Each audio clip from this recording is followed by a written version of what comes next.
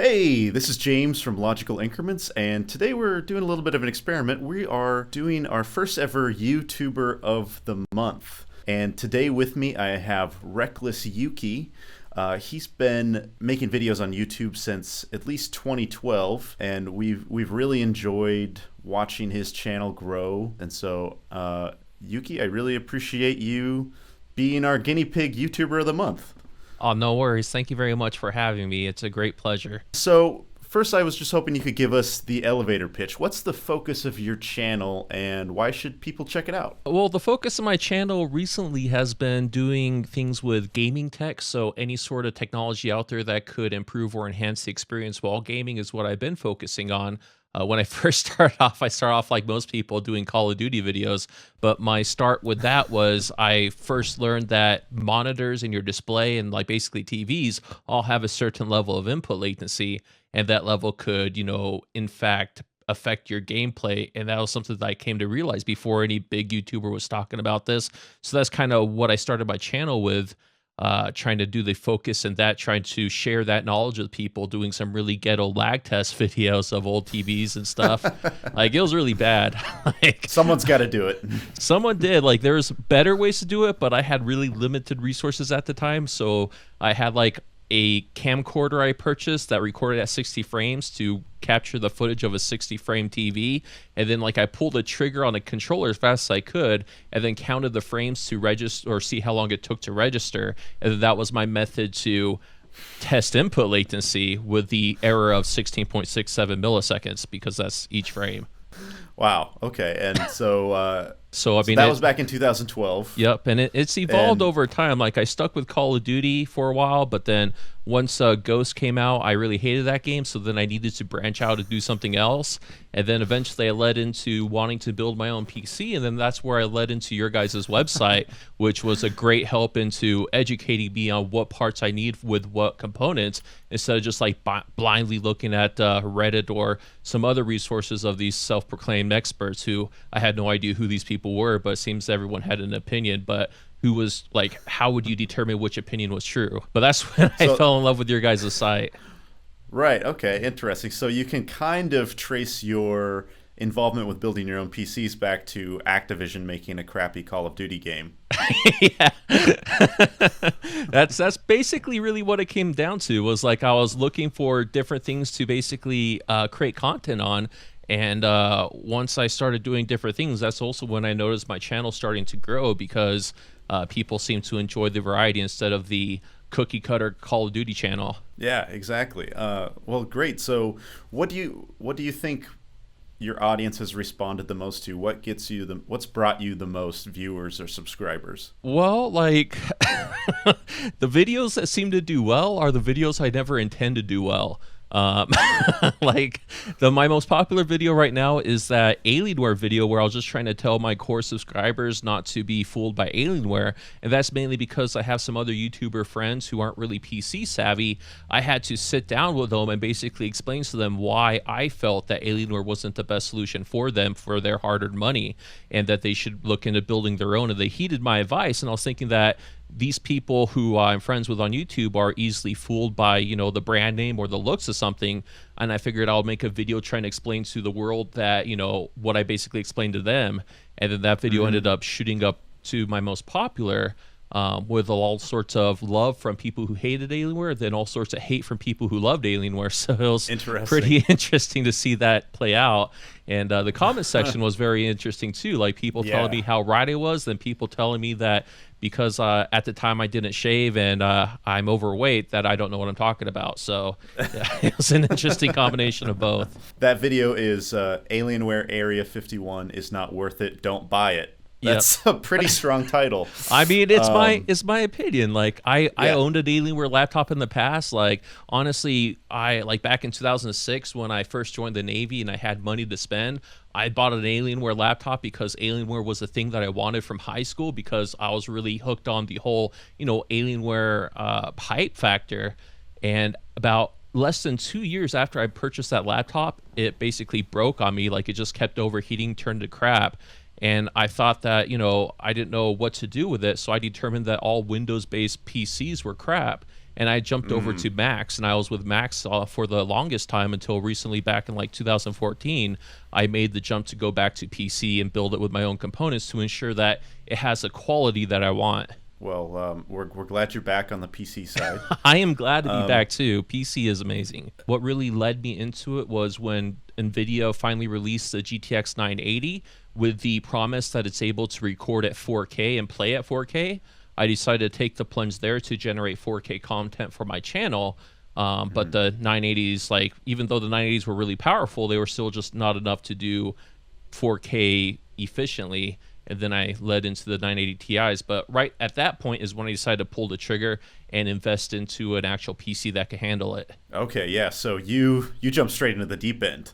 Yeah, yeah. You didn't waste any time. No, balls deep. I mean, that's Yeah. what I believe in.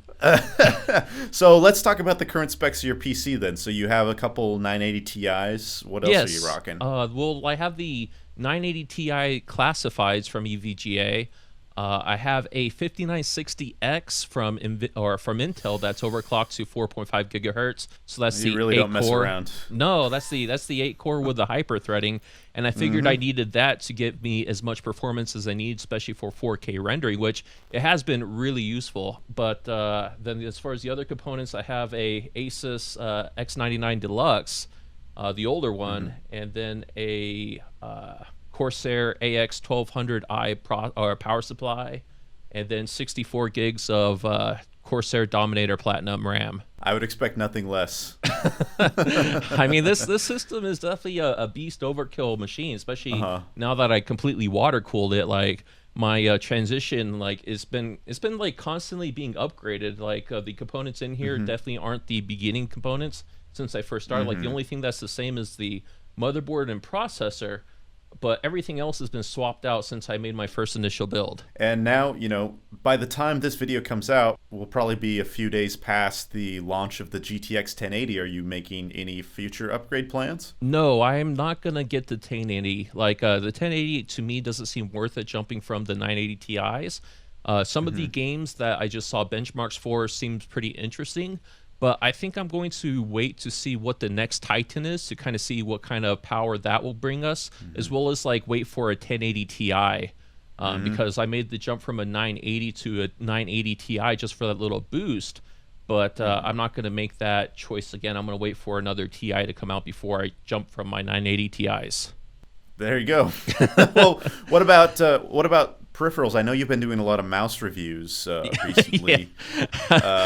Your channel's kind of overrun with mouse reviews from the look of it. Yeah, right now it is. Like, I decided to upload all those mouse reviews at the same time because they kind of all tied in together, as far as like me coming out with my video where I basically tell everyone what the best mouse for FPS gaming is, in my opinion, and with the tests I did. And for anyone who wants to see an individual review of each mouse, I made that available, but I wasn't aware that people were going to get very angry with me, and I lost like 40 subscribers of people who just didn't want to see any more mouse reviews. So with all these mouse tests, what did you conclude? What is the best FPS mouse in your opinion right now? Oh, you're going to have to watch that video. No, I'm just joking. It's right now, honestly, it's the Final Mouse 2016 Tournament Pro is my absolute favorite. Like, it performs really well. It's lightweight. It performs the fastest. Like, the click latency of it is the fastest out of all the mice I currently own. And it kind of feels like that too. I'm not sure if the sensor delay and the click latency are correlated with how the mouse talks to the operating system.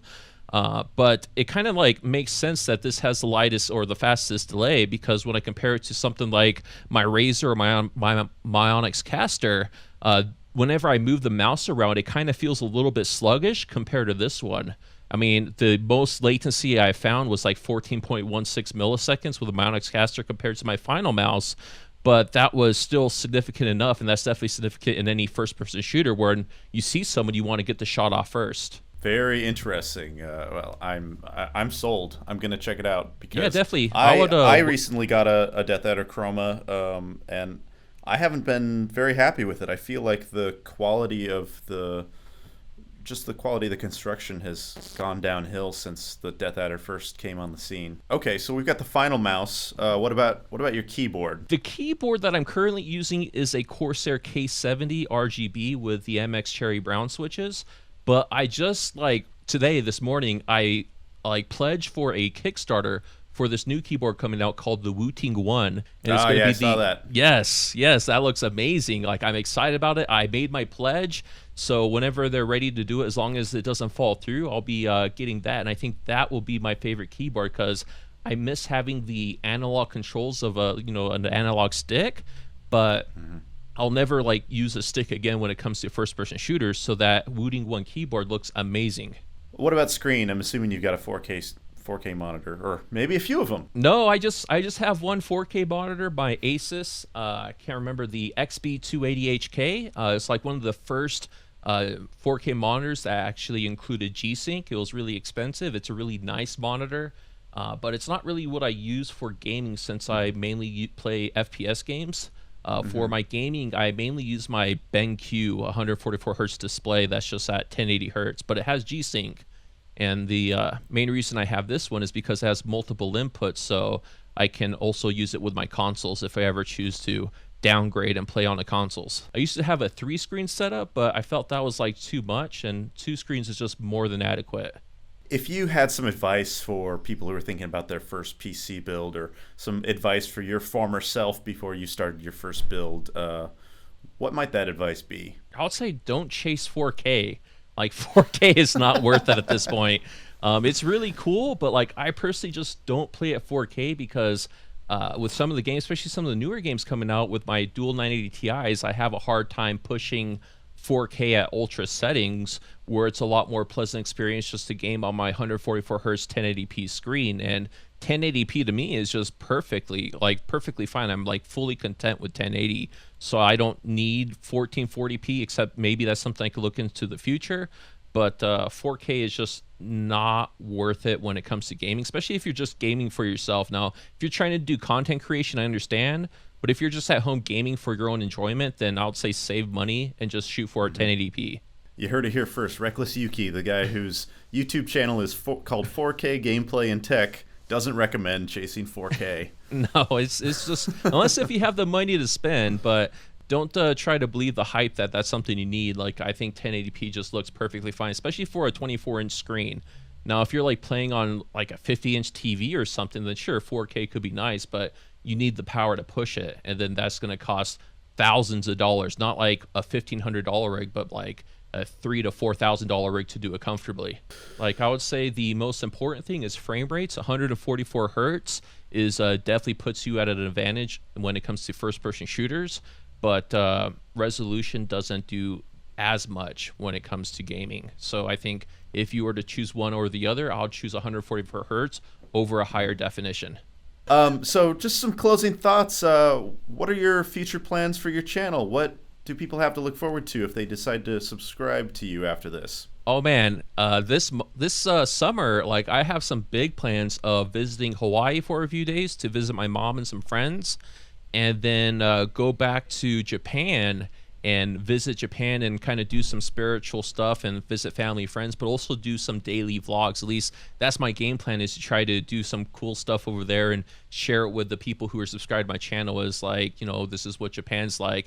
And it's going to be pretty interesting to me because I haven't been back to Japan for 16 years since I was a kid. So it's going to be really interesting to see how things changed.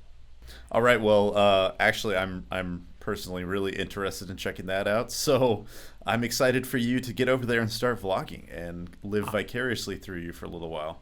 All right, be sure to. I'm excited to share it. Hopefully everything goes right. I've never vlogged before, so this will be a new experience for me as I try to get through the hiccups, but I'm pretty confident that I won't mess it up too bad. But it's just kind of weird for me to walk around with a camera and talk into it, because I'm always usually self-conscious when it comes to outside of my little office here when it comes to making videos. Right. Well, your office is pretty impressive. We've seen it in a lot of the videos, and I wish you the best in Japan. I'm excited to see what happens, and I really appreciate you being our first YouTuber of the month. All right, no worries. Thank you very much, James. It's a great honor. I love your guys' website once again. Your guys' website is what allowed me to have the confidence to purchase the parts when building a PC. I can't ask for higher praise than that, so that's exactly what we're hoping to do. Our whole goal is to cut out a lot of the research time and cut out the anxiety around trying to find the right PC parts. So, And I'm it glad definitely it seems to be working. that's what it did for me. It did cut out a lot of the anxiety. Awesome. Well, thanks to everyone for watching, and thank you, Reckless Yuki. Thank you very much.